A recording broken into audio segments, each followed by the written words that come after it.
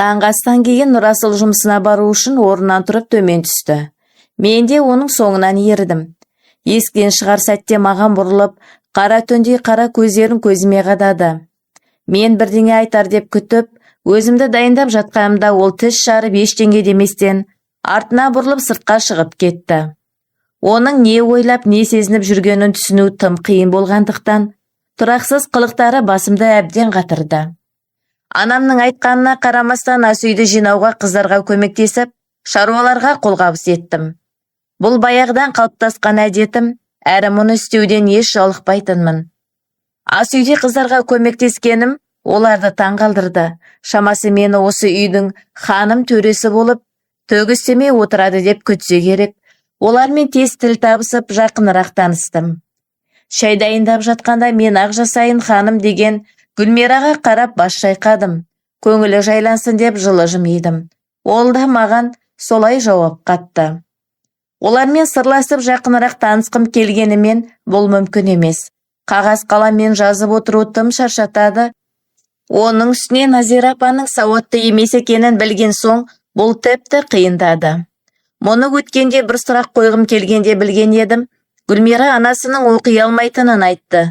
Оның маған деген ұяңда қысылыңқы жүзінен қарап аяп кеттім. Оны құшақтап іштей кешірім сұрағандай болдым. Ол да таңғалса да маған жылылық танытты. Мұны көрген өзге қыздарда менің жаман адам емес екенімді түсініп, жылы қабақ таныта бастады. Дайын болған шайды көтеріп жоғары көтерілдім. Анам мен Салтанат апа әңгіме дүкен құрып отыр екен, бірақ Гаухар көрінбейді. Шайларын бергенде Салтанат апа бәрекелді, қалқам деді. Олардың қасына отырғанымда Гаухарды іздедім. Салтанат ападан ыммен сұрап едім, бөлмесіне кетті деді. Түсінгенімді білдіріп, бас изедім де онымнан тұрып жоғары қарай Гаухардың бөлмесіне аяндадым. Қадірлі тыңдарман, сырлы тағдыр арнасына тіркеліп, лайк басып пікір қалдыруды ұмытпаңыздар. Сіздердің әрбір қолдауларыңыз маған жаңа әсерлі оқиғалар сұнуға үлкен шабыт береді. Есікті қақтым, үнсіздік. Ішіне кіріп кеткенімде Гаухар шошып кетіп, қолындағы бірдеңені жасыра қойды. Менің кенет кіріп келгеніме ашуланғандай болды. Гаухар, сен бе едің, неге олай кенет кіресің деді. Ол ашулы, қалтамнан қағаз қаламымды алып, есікті қақтым, есімедім, кешір деп жаздым. Біраз ыңғайсызданып қалдым. Артыма бұрылып шығар сәтте оның «Зәуре, тоқта кетпеші» деген дауысын естідім. Оған бұрылып қарадым, ол мұңайып тұр екен. Керісінше мен кешірім сұраймын. Есік кенет ашылғанда шошып кетіп, не айтарымды білмей қалдым деді. Ол өкінішті жүзбен қарады. Төсегін нұсқап келіп отыр деді. Күлімсіреп қасына жайғастым. Не болды? Сұрағың бар ма деп жазып көрсеттім. Иә, бірақ бұл өте ұзақ әңгіме, қазір айтуға шамам жоқ, кейінірек айтып беремін. Жарай ма деді. Басымды изеп келістім. Оның мазалағым келмеді. Оның да жүрегіндегі жарасы махаббаттан екенін түсіндім. Гаухармен біраз әңгімелестік, бірақ бұрынғы күйіне тез оралды. Оның ағасы сияқты өз сезімдерін жақсы жасыра алатынын түсіндім. Жымиғаныммен сол күлкінің астында терең мұң жатты. Бірақ Гаухар өте мықты қыз, ол да мен сияқты өз мұңын жалғыз өзі ішіне сақтап, ешкімге көрсетпеуге тырысатын. Уақыт зулап, күн батып, кеш түсті. Келесі күні таңертең тағы да Нұрасылдың даусымен тыныштық бұзылды. Бүгін кешке бізбен жұмыс істейтін серіктесіміз қонаққа келеді деді. Балам, мұны енді айтып тұрсың ба? Кешке дейін бәріне қалай үлгереміз деп үрейленді анам. Асыра сілтемеңіздер, үлгересіздер, уайымдамаңыздар деді Нұрасыл немқұрайлы. Үйдің қағидасы бойынша қонаққа бір күн бұрын дайындалушы еді, ал бізде небәрі бірнеше сағат қана қалған. Нұрасыл мен әкем жұмысқа кетті. Нұрасылдың кетер алдында маған көз тастап өткенін байқап қалдым. Күні бойы жүгіріп ас үйдің тірлігімен болдық. Салтанат апа тамағымның дәмді екенін айтып мақтап жатыр. Кешкі қонақтарға 3 сағат қалғанда бәрі дайын болды. Гаухар шаршап келіп, анам бүгін нағыз жауызға айналды. Тазалаған жерімізді 3 рет қайта тазалатты деп ашына сөйледі. Бәріміз күлдік. Ақыры кеште болды. Бөлмеме шығып жуынып киінуге кірістім. Көк түсті көйлегімді алдым. Бүгінгі кешке сай болатын. Киіне бастағанымда есік ашылып Нұрасыл кіріп келді. Екеуміз бір-бірімізге қарап қалдық. Ол есіктен кірген бетте мені осы күйде көріп абдырап қалды. Жүрегім дүрсілдеп, демім ішіме тартылды. Бөлмедегі ауа жанғандай сезіліп, оның көзіндегі таңғалыс пен сүйсінуді анық сезіндім.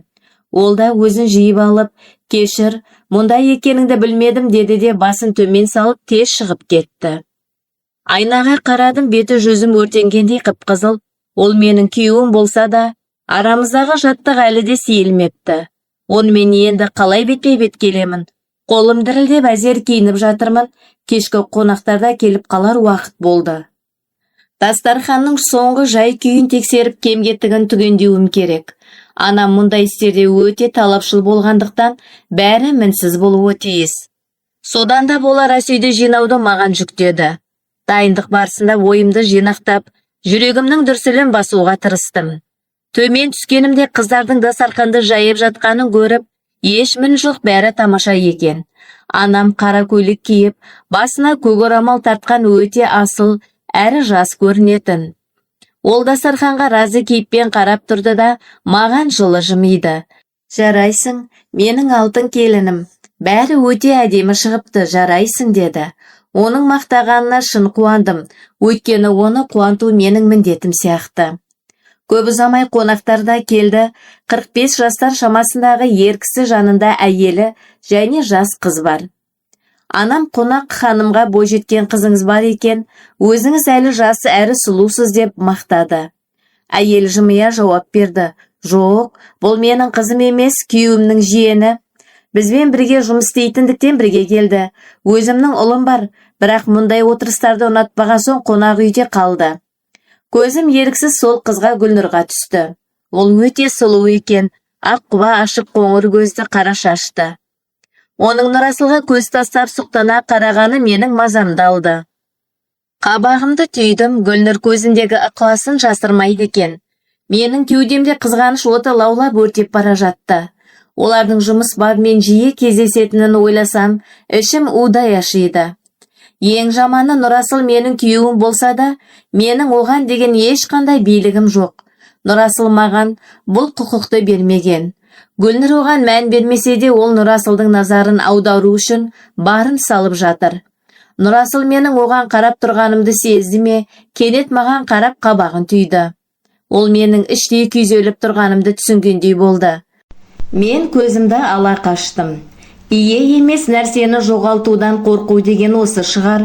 Мен әлі қол жеткізбеген бақытымды жоғалтып алудан қорқып едім. Ақылым сені талай рет ренжіткен бұл адамды неге сонша жақсы көресің деп сұрақ қойды. Жүрегім болса, ол менің тағдырым деп жауап қатты. Дастархан басына жайғастық. Мен Нұрасылдың жанына отырдым. Қонақ Тымар ханым Нұрасылмен танысып, үйленгендеріңізді естіп едік, құттықтаймыз деді. Сол кезде Гүлнұрдың суық көзқарасын сездім. Жанымда отырған Гаухар аяғымнан қысып, қолдау білдіргендей болды. Етке қарап, Тымар ханым, мына тағам дәмді екен, кім жасады деп сұрады. Жаннұр анам мақтанышпен, бұл тамақты келінім Зәуре жасады деді. Гүлнұрға қарай берген Гаухар кенет, бұл ағамның ең сүйікті тағамы, жеңгем оған әрқашан жасап береді деп, айлакерлікпен күліп қойды. Мен мұны алғаш рет жасап тұрсам да, Гаухардың Гүлнұрдың орнына қойғысы келгенін түсіндім. Гүлнұрдың жүзі түсіп кетіпті. Тамақтан кейін демалатын бөлмеге өттік. Біраз уақыттан кейін Нұрасыл телефоны шырылдап, балконға қарай кетті. Көп ұзамай Гүлнұрдың да орнында жоқ екенін байқадым. Жүрегім алып ұшып, мен де олардың артынан бардым. Дауыстар естілді. Кешір Нұрасыл, кеше кешкісін саған жазғанымда ойым дұрыс емес еді деді Гүлнұр. Менің қаным басыма шапты. Кеше кешкісін Нұрасылға хат жазған осы Гүлнұр ма? Еш нәрсе етпейді, бірақ бұлай қайталанбас екен деді Нұрасыл қатал үнмен. Олардың бұрыннан танитыны, араларында бірдеңе бар екені анық болды. Қатты толқып кері бұрыла бергенімде, аяғым гүл құмырасына тиіп қатты дыбыс шықты. Нұрасыл мен Гүлнұр жаққа қарамастан жылдам жоғары қарай жүгірдім. Бөлмеме кіріп есікті қайта жаптым. Алайда артымнан Нұрасыл ілесе кірді. Оның бәрін түсінгені, есікті тыңдап тұрғанымды білгені көзінен көрініп ақ тұрды. Ол маған қарап тұрып, Жуыну бөлмесіне кіре бергенімде Нұрасылдың Зәуре деген дауысын естідім. Жүрегім тоқтап қалғандай болды. Демалуды да ұмытып кетіппін. Ол мені алғаш рет атыммен атап тұр. Басқа уақытта болса оның дауысынан ішімде көбелектер ұшқандай болар еді, бірақ қазіргі жауапсыз сұрақтарым ойымды тұмшалап тастаған. Ол маған қарай жақындады, бірақ мен бұрылмадым. Әлі дайын емес едім, есімді жинап алуым керек болатын. Бірақ Нұрасыл маған бұндай мүмкіндікті бермеді. Оның жылы алақанын қолымнан сездім. Ол мені ақырын өзіне қарай бұрды. Көзіне қарай алмай көзқарасымды оның ақ жейдесіне қададым. Ол енді иегімнен ұстағанда жүрегім тіпті қатты дүрсілдеді. Саусақтарының жылуы ерекше, иегімнен көтеріп көзімді тоғыстырды. Жылап қоймау үшін тісімді тісіме басып, өз сезімдерімді жасыруға тырыстым. Қаншалықты сәтті шыққанын білмеймін. Не болды? Неге қашып жүрсің, деді ол. Мұны әлі де сұрап тұрма? Жаңағы естігендерім есіме түсіп, ашумен иегімді оның қолынан жұлып алдым да, бір қадам кейін шегіндім. Ол менің бұл кенет қимылыма таң қалды. Шыдай алмадым, ішімдегіні айтпасам жарылардай едім. Қалтамнан қағаз қаламымды іздеп едім, таба алмадым. Нұрасыл мұны байқап телефонын ұсынды. Ала ғой, соған жаз, деді. Оның маған соншалықты түсіністікпен жұмсақ қарағанына таң қалдым. Ойланбастан телефонды алдым да хабарлама жаза бастадым. Ашуым сондай, кейін ойлансам өкінерімді білсем де тоқтай алмадым. Жазып болған соң көрсеттім. Сенің Гүлнұрмен араңда қандайда бір қатынас бар ма? Нұрасыл оқыған бойда жүзі қатайып қабағы түйілді. Сен не сандырақтап тұрсың, деді ол. Мен телефонды өз жағыма бұрып қайта жаздым. Сендерді естідім, өте жақын көріндіңдер. Оның үстіне ол сені түнде іздейді. Бұдан не ойлау керек? Ол менің жазғанымды оқып, күдікті көзбен қарады. Сен түнде ұйықтамайсың ба не, деп сұрады. Мен қателік жіберіп алғанымды кеш түсіндім. Бірақ білмегенсіп қалдым. Оның менің түнде оянғаным емес, сұрағыма жауап бермей тұрғаны ашуымды келтірді. Телефонның үнімен ояндым. Кішкентай ғана құпияның ешкімге зияны жоқ шығар. Нұрасыл сөзіме сенгендей болды, бірақ менің ашуым тарқар емес. Ол әйел түні бойы ойлап, түнде телефон соғады. Бұл ойлар менің оған есеп беріп тұрғанымды ұмыттырды. Кейін өкінерім анық, бірақ қазір ашуымды тізгіндей алмаймын. Сен мені қандай адам деп ойлайсың? Үйленген бола тұра басқа елмен жүретіндей арсызбын ба, деді ол. Ашуы қайта лаулады. Ернімде ащы жымиыс пайда болды. Көзімдегі мұңды жасырмадым. Тіке көрсін дедім. Қолым дірілдеп телефонға жаздым. Мен сенің қандай адам екеніңді білмеймін ғой. Сен маған тек суық қатал қырыңды ғана көрсеттің. Әрі менің саған мұны сұрауға да қақым жоқ шығар. Нұрасыл оқыған кезде жүзі тағы өзгерді. Бет-әлпеті тырысып көзқарасы суып кетті. Бірақ үндемеді. Не айта алсын? Телефонды артымдағы төсекке тастап, есікке қарай беттедім. Есіктің тұтқасын ұстап қатты қыстым, шаршадым. Қолымдағы тұтқа емес, азап шеккен жүрегімді қысып тұрғандай сезіндім. Есікті аша бергенімде Нұрасыл қолымен итеріп қайта жауып тастады. Артымда оның денесін сездім. Кеудесі арқамда ақырын жанап тұр. Оның жылуын анық сезініп, оның денесі мен есік арасында қысылып қалдым.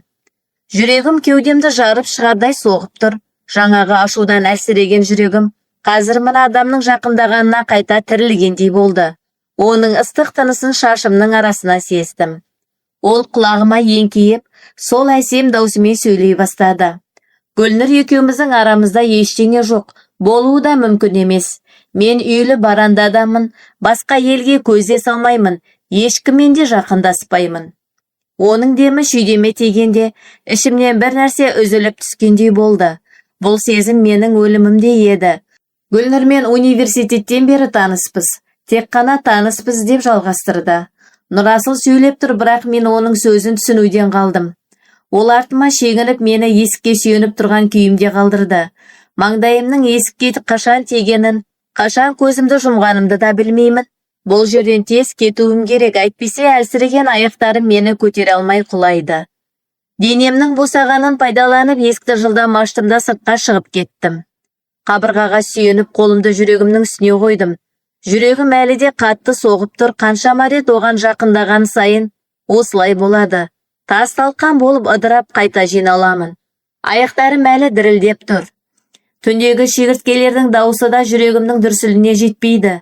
Бетімді алақанымен бастым. Мынау не болды соншама? Нұрасыл маған түсініктеме беріп, Гүлнұр екеуінің арасында ештеңе жоқ екенін сабырмен айтты. Тіпті оған есеп сұрағанымды біле тұра, мені жекіп тастамады. Маған бұған хақың жоқ дегендей сөздерді де айтпады. Бірақ ол менің ойымды сан саққа жүгіртетін сұрақ қалдырып кетті. Бұны ойлануды кейінге қалдырдым. Жаңағы болған оқиғаның ізі әлі жүрегімде, денемде сайрап тұрғандай. Мұнда ұзақ қалуға батылым бармай төмен түстім. Баспалдақтан түсіп келе жатып өзімді қолға алуға тырыстым. Төмен түссем, қонақтар аттануға жиналып қалыпты. Оларға жақындап есікке бардым. Нұрасылдың да келе жатқанын байқадым. Ол маған мүлде көз қиығында тастамай қасымнан өтіп кетті. Қабағымды түйдім, дәл оның қабағы сияқтандырып. Қонақтарды шығарып салып жатқанда Талғат мырза, барлығы үшін рахмет, жақсы кеш болды деп жымиды. Әрқашан күтеміз деді әкем. Қонақтармен қоштасқанда Гүлнұр Нұрасылды құшақтамақ болып ұмтылғанда, Нұрасыл оған мүмкіндік бермей, Талғат мырзамен қол алысуға бұрылды. Гүлнұр бетінің бұзылғанын жасыруға тырысқанын байқап қалдым. Күлкімді тие алмай енімді қысып тұрдым. Гүлнұр екеуміз көзқарас айқастырғанда, ол ашудан бұрқ етіп артына бұрылып шығып кетті. Нұрасылдың бұл жолы оған жол бермегені көңіліме қонымды болды. Мұздай суық Нұрасыл ақылына келе бастағаныма, ағамнан қайтпайды екенсің деп Гауһардың даусына бұрылдым. Ол маған көзін қысып күліп қарады. Ол да ағасының не істегенін байқап қалыпты. Жүзімдегі ризашылықты жасыра алмадым. Нұрасыл маған таңғалай қарады, түсінбегені анық, бірақ бұл қалпында тағы тұра берсем түсініп қоятындай. Қонақтар кеткен соң мен де бөлмеме көтерілдім. Бөлмеге кіргенде жаңағы болғандарды еске алып, өз ісіме жаңа ғана мән беріп тұрмын. Нұрасылдан есеп сұраппын ғой. Бірден қабағым түйілді. Неге ұяламын? Ол менің күйеуім.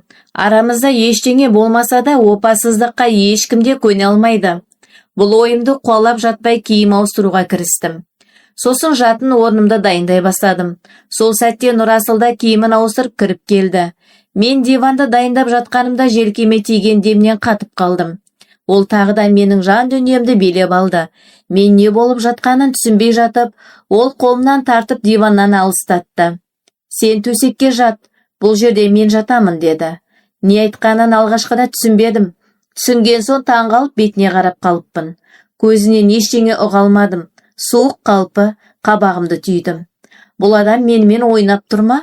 Басында мені төсектен қуып еді, енді келіп өзі жатамын дейді. Ол менің тепе-теңдігімді бұзды. Керегі жоқ, менің өз орным бар дедім. Нұрасылдың ашуланатын кезегі келді. Ол маған қарай бір қадам жасап, менің сөзімді екі еткенді ұнатпайтынмын. Тез орныңа жат деп бұйрығыраймен айтты. Оның бұл сөзі тіпті қабағымды түйе түсті. Мен тағы бірдеңе жазбақ болғанымда ол қолымдағы дәптер мен қаламды алып, өзі үшін дайындаған төсегіме кіріп көзін жұмды. Аң-таң болып тұрғанымда, ол үстімде тікелей тұра бермей, жат дедім ғой, деп қатал дауыспен қайталады. Бұл адамға не болды? Неге бұлай істеп тұр? Одан бұны сұрауға шамамда қалмады.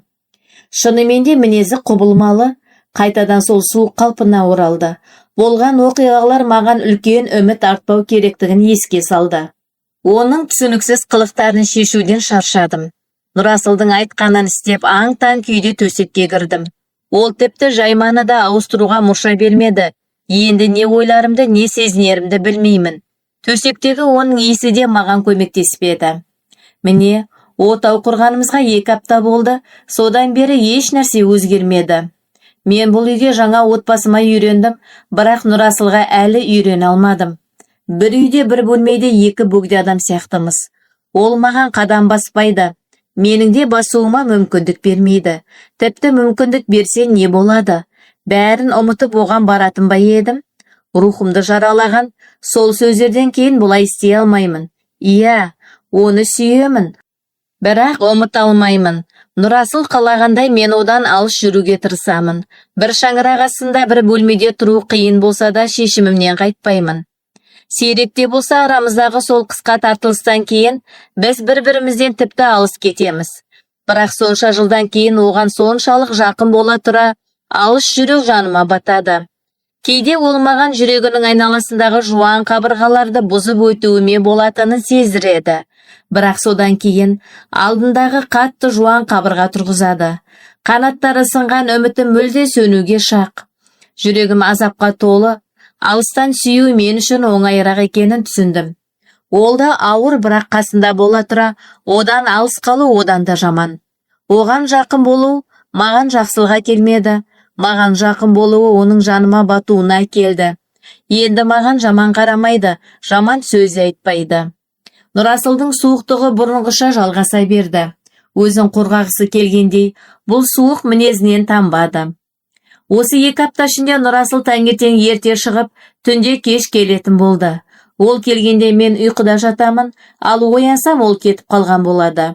Жұмысының қауырт екенін білемін, бірақ бұл қашықтық пен үйде болмауы тек жұмысқа байланысты емес. Ол менен қашып жүрді. Басында көңіліме ауыр тиген бұл жағдайға біртіндеп үйрене бастадым. Бірақ іштей бақытсыз едім. Егер жүрегімдегі жара мені тежемегенде, некелеріміз үшін әлдеқайда көп нәрсе жасар едім. Оған қадам басар едім, бірақ жанымды жегідей жеген өкпе ренішім бұған жол бермеді. Сол түннен кейін ол диванға жататын болды. Шыны керек, кейде Нұрасыл тым түсініксіз болып, басымды қатырады.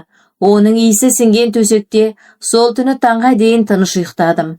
Сондықтан иісі кеткенше жаймаларды да ауыстырмадым.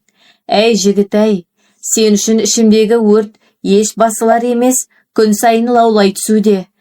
2 апта бойы Нұрасыл жоқ, таңға ояндым. Киімдерімді ауыстырып төмен түстім. Күз жақындап, күннің ыстығы да қайта бастады. Баспалдақтың соңғы сатысынан түсіп төменге қарай жүрдім. Таңғы ас дайын, үстел басында тек Гауһар ғана отыр екен. Ол телефонмен сөйлесіп жатыр. Кіммен сөйлесіп жатқанын білмеймін, бірақ жүзінде бақытты күлкі бар. Мені көрісімен әңгімесін тоқтатып қолын бұлғады. Маған айтары бар секілді, асығыс. Қасына барғанымда ол мені орындыққа отырғызып, сөйлей бастады. Зәуре, саған бір жақсы жаңалығым бар деді. Оның толқынысына ортақтасып, не болды дегендей басымды изедім. Анау Гүлнұр деген қыз бар емес пе? Сол Астанаға қайтып кетіпті. Дәлірек айтсам, ағам қуып жіберіпті деді. Ол қызың атын естігенде қабағым түйіліп ашуландым. Бірақ Гауһардың айтқанын түсінгенде ашуым басылып, таң қалумен ауысты. Ол кетті. Енді Нұрасылдың қасында болмайды. Оған жақындай алмайды. Бірақ Гауһар мұны қайдан біледі? Және Нұрасыл неге бұлай істеді? Ойымдағы сұрақтарды дәптеріме жазып, Гауһарға көрсеттім. Жеңгетайым, менің барлауым мықты деді ол көзін мақтан тұтып. Мен көзімді айналдырып, қызығушылығымды білдірдім. Ағамның хатшысы Самал айтты. Ана жылан 2 аптадан бері ағамның соңынан қалмай жүріпті. Оны азғыру үшін қолдан келгенін жасапты. Ағам болса Талғат ағасы үшін шыдап жүрген екен, бірақ ағамның шыдамы таусылып, жұрттың көзінше айғайлай салыпты. Мен үйлі баранды адаммын, қылықтарыңа ие бол, болмаса сені осы жерден қуып шығамын депті. Әрине ол қыз тіл алсын ба, ағамды елемей, одан сайын тиісіп, қылымсыған әдеттерін көрсете беріпті. Ағам шыдай алмай Талғатқа бәрін айтып, оны осы жерден алып кетуін талап етеді. Талғат аға өте ашуланып, Астанаға қайтарыпты деп күлді Гауһар. Гауһардың бұл әңгімесі көңіліме қонымды болғанымен мен олар сияқты мәз болып күле алмадым. Нұрасылдың оны осы уақытқа дейін жанында ұстағаны қателік. Оған берген мүмкіндіктері үшін ашулы едім. Дегенмен қыздың сабасын бергені әрине ұнады. Бірақ бұған сәл кешікті ғой. Мұны Гауһарға білдіртпей жымиып қойдым. Таңғы астан кейін Салтанат апа мен анам құрбыларына әкем жұмысқа кетті. Гауһар екеуміз үйде жалғыз қалып ішіміз пысты. Гауһар кенет, жүр Зәуре, қыдырып келейік деді. Мен неге екенін түсінбегендей қарадым. Сыртқа шығайық, сауда жасайық немесе серуендейік, ішім пысты деп шағымданды. Осы үйге келгелі сыртқа шықпаған едім. Сәл өзгеріс болғаны дұрыс. Гауһарға қарап келісім бергендей басымды изедім. Ол кішкентай балаша алақанын шапалақтап қуанып кетті. Жарайды онда, Мен Жаннұр анама ескертемін, сен дайындала бер деді де бөлмесіне жүгіріп кетті. Мен де артынан еріп бөлмеме бардым. Сирек киетін көк джинси шалбарым мен көк жейде киіп дайын болдым. Сөмкемді алып ішіне сирек пайдаланатын телефонымды салып алдым. Төмен түскенімде Гаухар да дайын тұр. Жүр қыдырайық, сұлуланайық деп қолымнан алып сыртқа қарай жетеледі. Бізді күтіп тұрған көлікке мініп қаланың үлкен базарына қарай тарттық. Базарда адам өте көп. Көшедегі қуырылған тағамдар, сабын және осы өңірге тән дәмді тоқаштардың иісі мұрныма келіп сергітіп тастады. Гаухар екеуміз түрлі дүкендерді аралап өзіме әдемі білезік алып алдым. Сосын кафеге отырып, кофе іштік. Мұндағы таулы көрініс маған жан тыныштығын сыйлады. Біраз болса да ішімдегі түйіндер тарқағандай болды. Зәуре енді сауда орталығына барайықшы деген Гаухардың өтінішінде қайтармадым. Сауда орталығына барып тамақтанып біраз уақыт өткіздік. Гаухармен бірге болған уақыт маған өте жақсы әсер етті. Мен бұрын достықтың не екенін білмейтін едім. Гаухар оны маған үйретті. Ішімдегі жалғыздық оның сезім мен махаббат басып бара жатқандай. Бірақ жүрегімдегі сол сүйікті адамның махаббатына әлі де зәру едім. Қазір келемін деп Гаухар жуыну бөлмесіне қарай кетті. Оны күтіп тұрғанымда кенет иығыма біреу соғылып, алға қарай ұмтылдым да, бір адам қолымнан ұстай алды. Басымды көтеріп қолымды ұстаған адамға қарадым. Маған соқтығысқан жігіт, кешіріңіз деді. Қарсы алдымдағы көк көзі ұзын бойлы жігітке қабағымды түйе қарадым. Құлап қалудан туындаған адреналиннен жүрегім қатты соғып тұрды. Егер ол қолымнан ұстап қалмағанда жерге сұлап түсер едім. Оны толықтай зерттеп үлгірмей қолымды тартып алдым да өзімді жинақтай бастадым. Оның бұл қылығына қабағым қайта түйілді. Көзіндегі өзгеше көзқарас мені мазасыздандырды. Мұны түсінгендей, сізді ыңғайсыз қалдырғым келмеді, тек бір жеріңіз ауырмады ма деп сұрайын деп едім деді. Мен таңғалған сынай танытып жүре бергенімде ол тағы бірдеңе деді. Шаршап оған қарадым. Ештеңе демедіңіз ғой деді. Құдайым-ау, бұл есуас па деп ішімнен ойладым. Дәптеріме жазып жауап берейін деп жатқанымда жанымнан шыққан дауыстан қатып қалдым. Ол Нұрасыл. Дауысы суық әрі өте қатал естілді. Нұрасылдың мұнда не істеп жүргенін түсінбедім. Оған қарағанымда жүзіндегі өршіген ашудан сескеніп кеттім. Ол әлгі жігітті қазір өлтіріп тастайтындай көрінді. Кешіріңіздер, асығыс едім. Қызға соқтығысып қалдым, кешірім сұрау ниетім еді, деді де бейтаныс жігіт. Кешірім сұрадың ба? Онда жолыңмен жүре бер, деді Нұрасыл дөрекі түрде. Сосын мені қолымнан ұстап, ол жерден алып кетті. Не болғанын түсінбей аузым ашылып қалды. Бұл адамға не болды? Неге сонша ашуланды? Одан сескенуім керек пе, жоқ па білмедім. Біздің жанымызға Гаухар жүгіріп келді. Аға, сен қашан келдің деп таңғалды. Нұрасыл оған жауап бермей қатал қарады. Гаухар да сескеніп қалды. Ағатай, не болды деп сұрады. Не болғанын енді көрсетемін, жүріңдер, деді ол қатал дауыспен. Көлікке отырғанда да оның жүзіндегі ашу басылмапты. Үйге келгенде Нұрасыл біздің бетімізге де қарамай жоғары шығып кетті. Гаухар маған қарап, не болды екен дегенде иығын көтерді. Бір кезде Гаухардың жүзі жадырап, маған жымиып қарады. Бір минут, ағам сені қызғанды ма, деді. Оның сөзіне сенбей бетіне қарадым. Нұрасыл мені қызғанды ма? Әсте олай емес. Гаухарға дәптеріме, сауатсыздық айтпашы Гаухар, ағаң мені не қылады қызғанып деп жаздым. Неге болмасын? Сен оның әйелісің, қасыңдағы келісті жігітті көргенде қызғанбай қайтсын, деді Гаухар. Шынымен де солай болуы мүмкін бе? Бірақ Нұрасыл маған ешқашан сезімін білдірген емес қой. Сүймейтін адамды қызғанбайды емес пе? Ішімдегі күмән мен үмітті Гаухарға жаздым. Егер ағамның саған деген сезімі оянып келе жатса ше, деді ол. Бұл сұрақ жүрегімнің түкпірінде жасырынған арманымды оятты. Бірақ оған сенуге батылым жетпеді. Нұрасылдың суық қарым-қатынасы мұндай мүмкіндікке орын қалдырмайтын сияқты. Зәуре, үмітіңді үзбе, сен сұлу да инабатты қызсың. Оның үстіне оның жүрегі бос. Оған жол табу соншалықты қиын емес, деп жымиды Гаухар. Оның сөздері маған аз да болса үміт сыйлады. Бірақ үміттенудің өзінен қорқатынмын. Тағы да жаралануға шамам жоқ. Нұрасылға деген махаббатым мені әлсіретіп бара жатса да, сол сезімнен арыла алмадым. Ойымды басқа жаққа бұру үшін ас үйге барып, Гаухар жақсы көретін лимонды кекс пісірдім. Бұл өзімді уақытша алдаудың бір жолы екенін білсем де тоқтай алмадым. Кешке бөлмеге кіргенімде Нұрасылдың осында отырғанын көрдім. Ол бүгін әдеттегіден сабырлырақ көрінді. Бір сәтке көзімді тіке қарап, жүзінен түсініксіз толқудан қардым. Алайда келесі сәтте оның жанары қайтадан мұздап ашуға толды. Бұл ашудың себебін түсіне алмадым.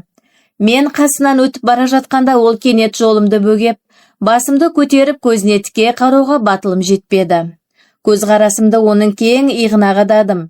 Бірақ ол орнынан қозғалмады. Не істемек болып жүр өзі? Мен одан қашқан сайын, ол жанымнан табылатын болды. Оның маған қадала қарап тұрғаны сезіп, одан сайын қысылдым. Сосын тағы жанынан айналып өтуге тырыстым. Нұрасыл бұл жолы қолымнан қаттырақ ұстады. Басымды көтеріп қарағанымда оның қабағы түйіліп, көздерінен ашу оты шашырап тұрғанын көрдім.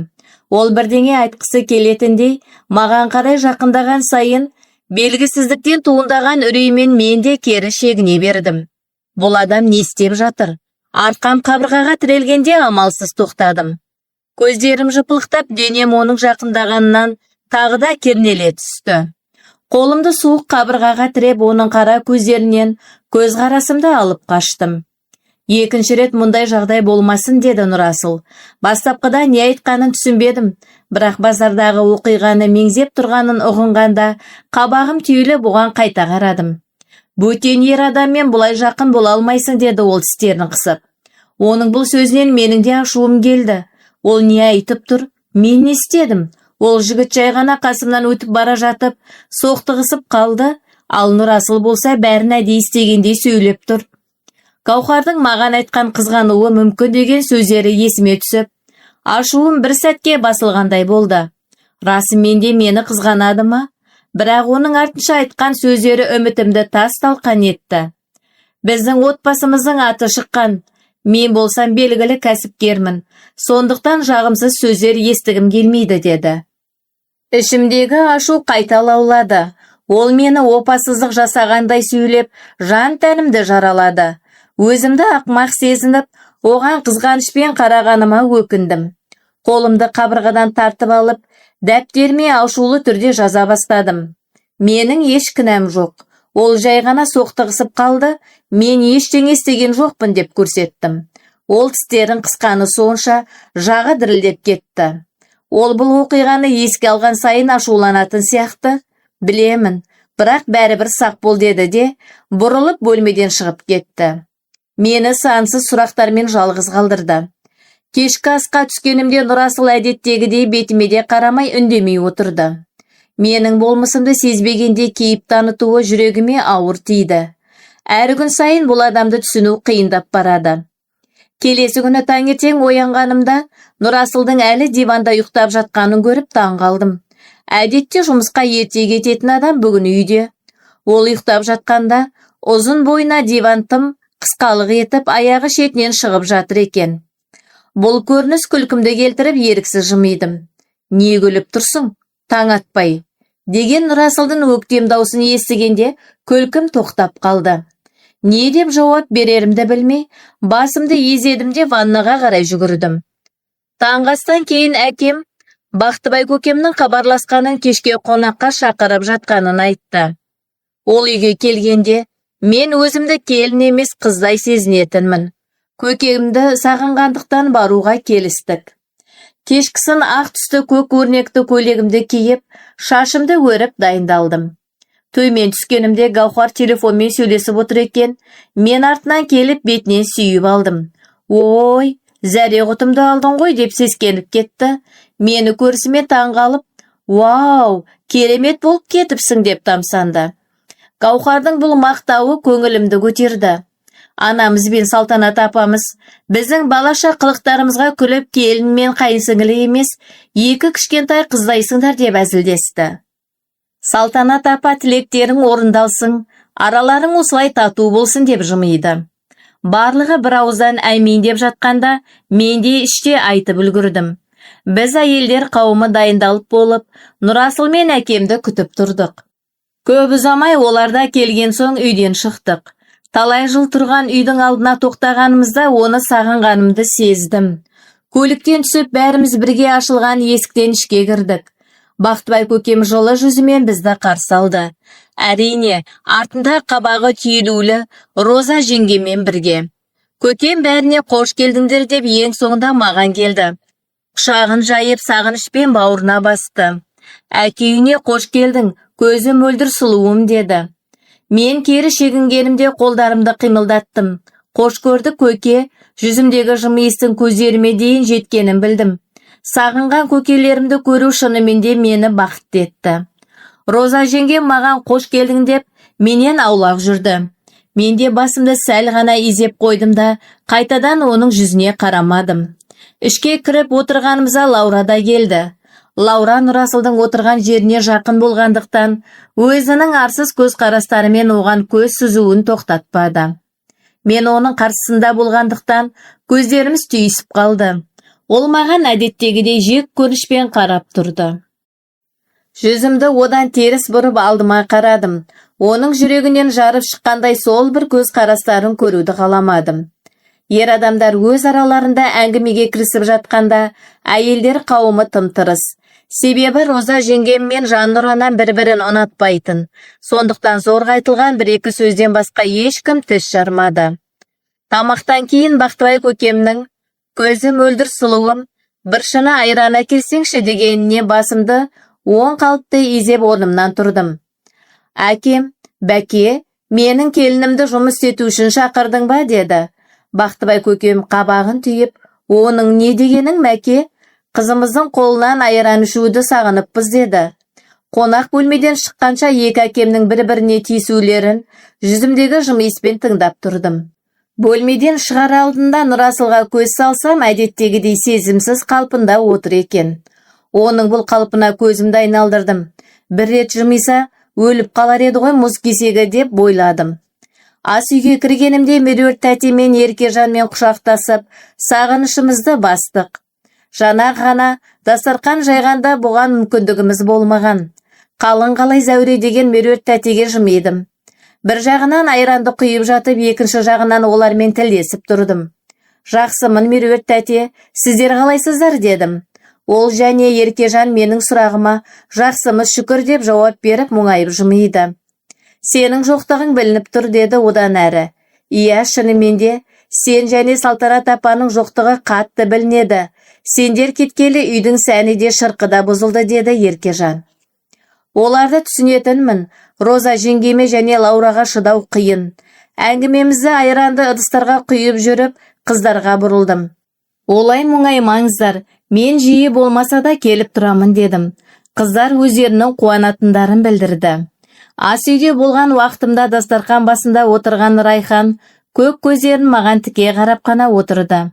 Не ол жаныма келіп сөйлеспеді, не мен оның бетіне мен де қарамадым.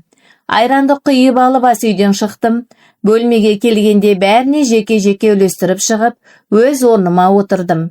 Орныма жайғасып жатқанда басымды көтерген сәтте Нұрасылмен көздеріміз түйісті. Ол маған назарлы көзқарастарымен қарап тұр екен. Жүрегім бір сәт тоқтап қалғандай болып, көздерімді одан тайдырып әкеттім. Біраз уақыттан соң әңгімеге қызып кеткен отбасымды артта қалдырып залдан шықтым. Бағытымды тікелей бұрынғы өз бөлмеме бұрдым. Мен кете салысымен Роза жеңгем бөлмемді өзгертіп тастайды деп ойлаған едім. Бірақ Бақтыбай көкем бұған жол бермеген сияқты. Бөлмемнен шыққан соң бұл үйде тыныштық табатын жалғыз жер аулаға шықтым. Жеңіл бірақ мазаламайтын салқын ауаны өкпемді толтыра жұттым. Және оның теріме тиюіне мүмкіндік бердім.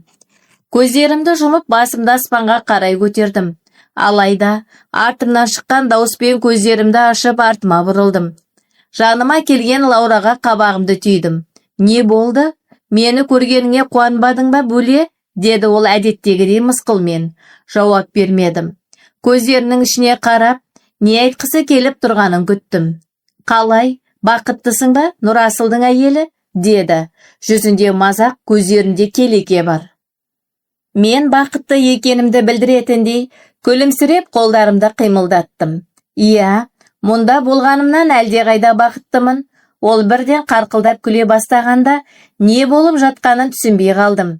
Бейшара Зәуре, өтірік айтуды үйрене алмапсың. Ол адам сені тіпті де жақсы көрмейді. Сенімен ісі де жоқ.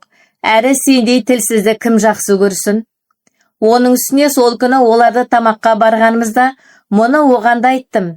Білесің бе, ештеңе демеді. Өйткені менің хақым бар екенін ол да біледі, деді. Демек, сол күні жоғарыға шығып кетуінің себебі осы екен ғой. Сөздерінің жанымды жаралағанын көрсетпедім. Иә, Лаураның сөзі.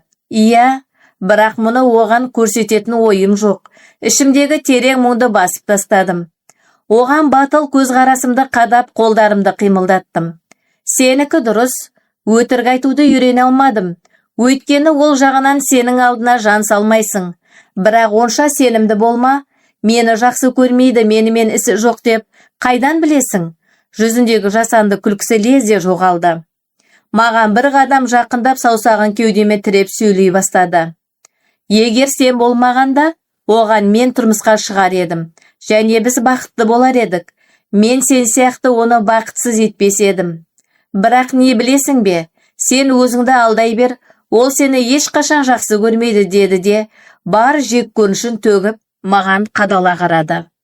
Қолдарымды көтеріп оған жауап қайтарар сәтте, естіген дауыстан таң қалып қатып қалдым. Зәуре, Нұрасылдың екінші рет есімімді атауы мені таңға жайып толқуға жетеледі. Ол жиі есімді атай бермейтін. Сол себепті оның даусынан, оның аузынан есту маған ұнайтын. Мұны жоққа шығара алмайтын едім. Мұнда едің бе, сұлуым? Сені барлық жерден іздедім. Деген сәтінде тағы бір шок алдым. Ол маған сұлуым деді ме?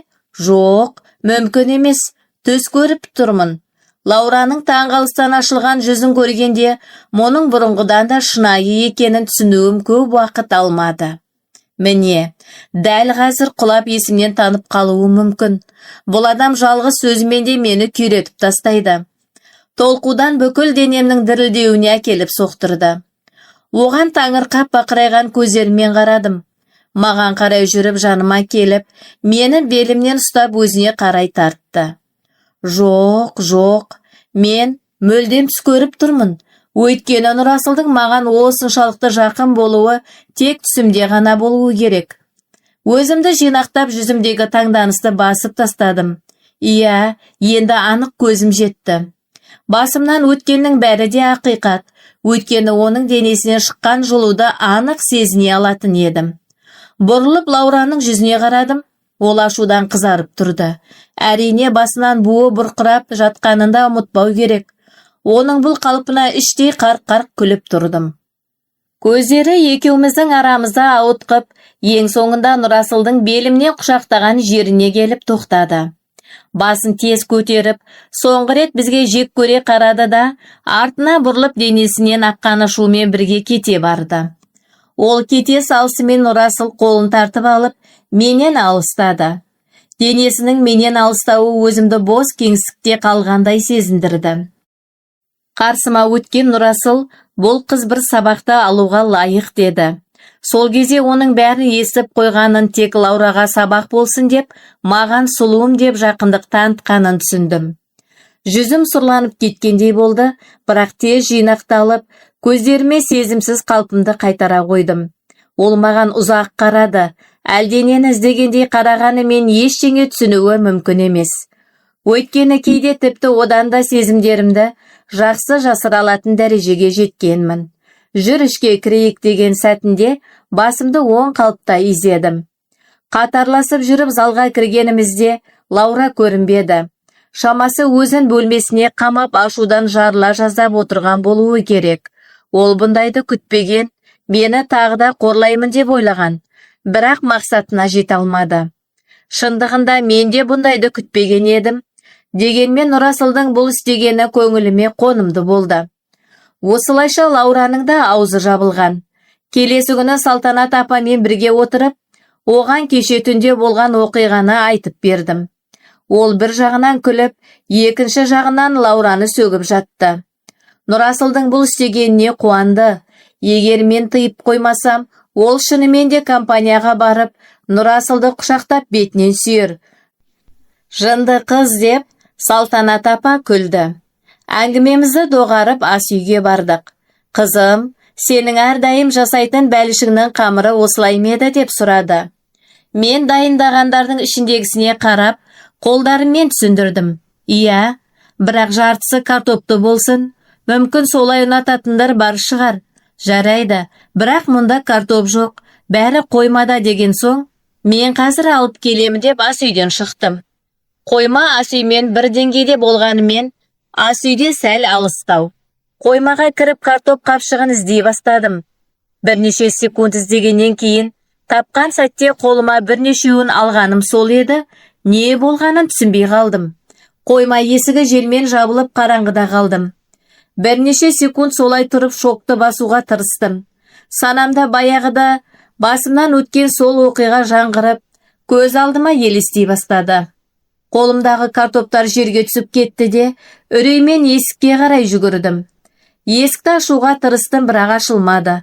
Қысылып қалған сияқты. Денем дірілдеді. Көз алдыма келген елестерден өлетіндей күйде болдым. Ессізде есікті ұрдым. Айқайлай алмадым, ешкімді көмекке шақыра алмадым. Ішімді қысқан сол үрей бүкіл жасушаларыма әсер ететін. Дірілдеген қолдарыммен асығып, қойма есігін ұруды жалғастырдым. Көзден аққан жастардың толастар түрі жоқ. Өткенімдегі сол күнді дәл қайталап жатқан едім. Артыма қарағанымда елестердің көбейіп, маған қарай келе жатқанын көрдім. Тынысым тарылып, өкпем күйіп бара жатты. Қатты қорқып тұрдым. Жастардан бұлдырап кеткен көздерімді қайтадан есікке бұрдым. Қолдарым есікті ұрғаннан ауырып жатты. Ендігі соншалықты қатты ұрғанымнан оның көгерейтініне сенімді едім. Даусым шықпай жатты. Айқайлағым келді, бірақ жасай алмадым. Шығарған мағынасыз дыбыстарым ешқашан жеткіліксіз. Мен жындыда есікті ұрып жатқанда сырттан келген дауыстарды ести бастадым. Бұл Салтанат апаның даусы. Ол айқайлап көмек сұрап жатты. Оның даусымен бәрі жиналған болуы керек.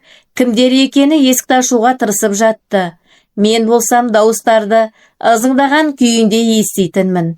Денемдегі күштің кетіп бара жатқанын сездім. Көз алдында пайда болған елестер көбейе түсті. Арада қанша минут өткенін білмеймін, бірақ оның даусын естідім. Не болып жатыр мұнда, деді Нұрасыл.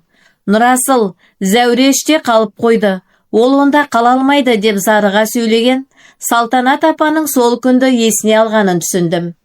Күшім қалмаған, бірақ әлі де тоқтамай есікті ұрып жаттым. Өзімде емес едім, не істеп жатқанымды білмейтінмін. Миым бұлыңғырланып, ештеңе ойлай алмадым. Зәуре есіктің артынан шегін деген Нұрасылдың даусын естимін, бірақ не айтқысы келетінін түсінбеймін. Зәуре шегінші, деді қайтадан. Бірақ мен әлі де есікті ұруды қоймай, олардан қашуға тырысып жаттым. Нұрасыл да сырттан мен сияқты есікті ұрды да, Зәуре, есікті ашуым үшін ары тұр, жүр сұлуым деген сәтінде есіктен бір қадам алыстап жанымдағы қабырғаның түбіне құладым. Басымды тіземнің арасына тығып, құлақтарымды жаптым. Жындыдай болған орнымда тербеле бастадым. Еңірегенім үдеген, мағынасыз дыбыстармен бір алға, бір артқа тербеліп жаттым. Дірілдеп тұрдым, қорқып тұрдым. Жүрегім тым жылдам соғып жатты. Шегінгенімнен кейін есіктің сынғанын естідім. Денемді сезінген қолдарға паналай кеттім. Ойлау қабілетімнен айырылып қалыппын. Ештеңені сезбейтінмін. Болды жаным, болды, мен жаныңдамын деген Нұрасылдың даусының өзі маған тым алыс. Елес ішінде жүргенде едім. Менің де жанымен бірге сол күн, сол жерде қамалып қалған. Жанымның денемді тастап кеткенін сезіне алатынмын. Ол өткенге кете барған. Сол жерден айқайлап құтылудың жолдарын іздеп жатты. Бірақ ешқандай шығатын жол таба алмадым. Нұрасыл мені көтеріп алып сыртқа шығарды. Санам біртіндеп сөніп, өзімнен кете бастаған сәтте сүйікті адамымның қолдарына паналай кеттім. Көздерім толық жабылып, басым артқа қарай құлаған, құлағыма қарай аққан жастардың жылуы әлі де терімде. Содан кейін өткеннің ащы естеліктері бүкіл миым мен жанымды жаулап алған. Өткенді ұмыту мүмкін емес. Әрдайым ішінде бір жерлерде жасырынып торуылдап күтіп тұратын. Біраз уақыт ұмытасың, ескіде қалды дейсің, бірақ қайтадан күн сәулесіне шығуға мүмкіндік тапқанда айналаңды жаулап алатын. Аты өткен болса да сол азап өтпейтін. Ол сәт ешқашан ұмытылмайтын. Мен де ұмыттым деп ойладым. Өтті, артта қалды деп ойладым, бірақ қателесіппін. Өткені әлі де менімен бірге. Көз алдымда кішкентай Зәуре қайта пайда болды. Қорыққаннан есікті ұрып біреудің келіп құтқаруын үмітпен күтетін. Қолымды созып, оны құшақтап осындай екенімді қорықпауын айтқым келді, бірақ орнымнан қозғала алмадым. Оған бара алмадым. Дәрменсіз, кішкентай жүрегі қорқынышқа толы. Жерге отырып қалып, екі қолын аяғының арасына тығып, көздерін қатты жұмады. Дірілдеп тұр, жылауы жүрегімді қариды. Қолымды оған қарай созым, бірақ жете алмадым. Үмітсіз және дәрменсіз, өткеннің қараңғы терең құдықтарында жүргенде, кішкентай Зәуре біртіндеп болдырап жоғала бастады. Дауыстар естейтінмін, бірақ ызыңдаған және тұншыққан дауыс болғандықтан түсіне алмайтынмын. Бір шама уақыт өткен соң миымның ішіндегі бұлыңғырлық айқындала бастағанда санам біртіндеп қайтып келе бастады. Бірақ әлі көзімді аша алмай жаттым. Көздерімнің үстінде тонналаған салмақ бар сияқты. Дауыстар да миым сияқты айқындала бастағанда, бұдан да анық ести алатын болдым. Алдымен Салтанат апаның жылауы құлақтарыма толды. Ол тым жақын еді. Шаштарымды сипап жатты, содан кейін мүлдем бейтаныс бір дауыс сөйледі.